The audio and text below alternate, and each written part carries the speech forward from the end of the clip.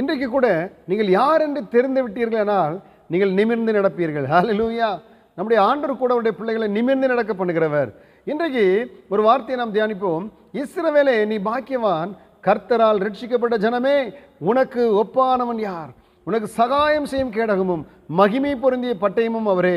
உன் சத்துருக்கள் இச்சம் பேசி அடங்குவார்கள், சத்துருக்களின் கோட்டைகளை மதிலை நீ மிதித்து போடுவாய். ஹல்லேலூயா.